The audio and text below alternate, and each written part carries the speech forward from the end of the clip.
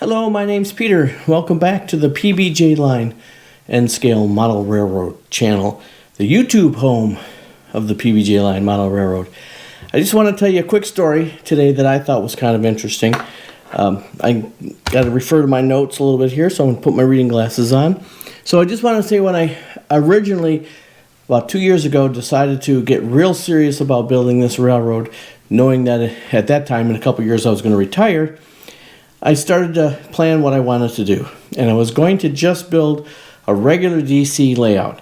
So I started collecting a bunch of engines and a series of engines that I was going to paint for the PBJ Line Model Railroad. Then somewhere along the line, I decided if I was going to do this, I might as well go big and get myself a DCC unit. So I bought that DCC Digitrax startup kit I have in a past video. If you want to take a look, you can go back and see that. I believe it's the third video that I posted. So once I made that decision, I, as I said, started to collect some DCC engines. Now the next video I'm going to make will be about the DCC engines that I have, with the exception of two that I want to show you now, and that's what this story is about. So once I decided that I was going to do the DCC system, I went to the Scale Trains website because they had the Big Blow Union Pacific engines coming out. So I had purchased, or I had actually pre-ordered, the non-DCC engine number 10. You're going to learn as we go along on this channel that numbers are a big thing to me. So when I was just a wee little lad playing Little League Baseball, I always tried to wear number 10. So I wanted to get the Big Blow number 10. So as I said, I started out planning a DC layout. So I pre-ordered the number 10 in DC. Shortly after that, I decided I wanted to change it to a DCC unit. So I contacted Scale Trains, and they said, unfortunately, the DCCs were all spoken for. So I debated, what am I going to do? So I could just accept that number 10. I could then get a decoder, pop the decoder in there.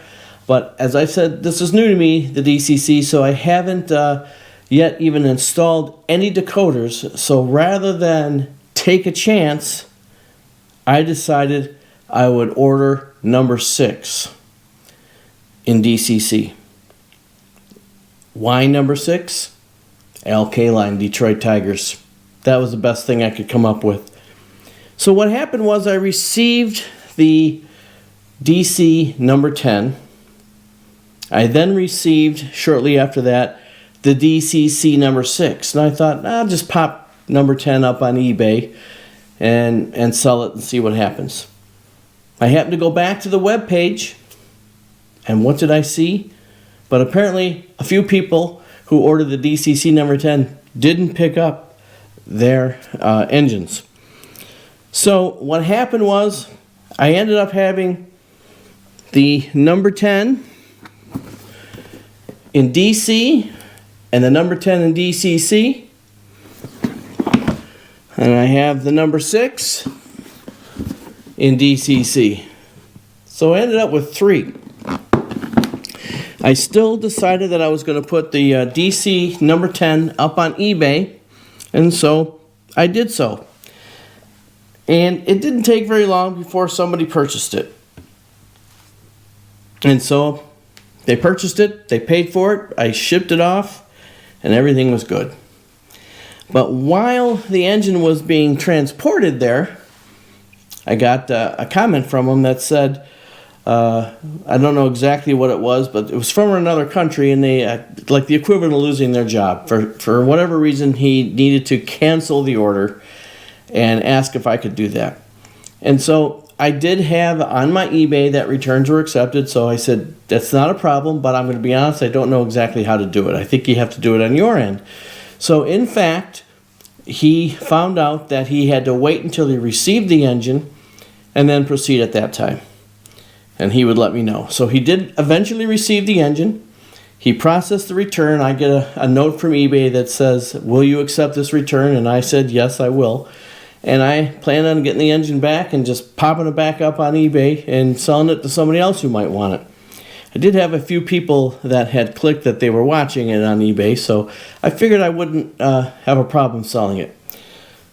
But then he sent me a note and said it's on its way back to me. I then got another message from eBay that said you are not going to receive this product back. Obviously, because I said it went to a different country, maybe it was going to be too costly. He said, we're going to refund your money and you will not see the product. We're going to handle it from there.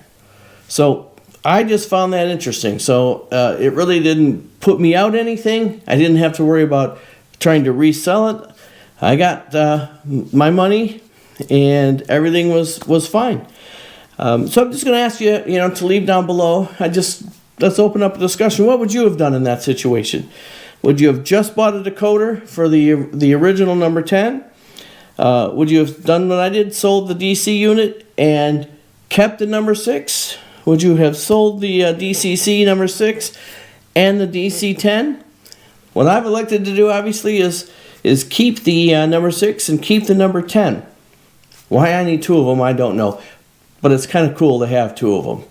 So that was my big blow story. So I hope you found it interesting. I'm going to ask you at this point in time, please subscribe to the channel. It would help me out my retirement. If you did like this, give me a thumbs up. Share the video to anybody you think might be interested in following along on the journey of the PBJ line model railroad. Thanks again. I appreciate you taking the time to listen to my video, and I'll see you on the next video.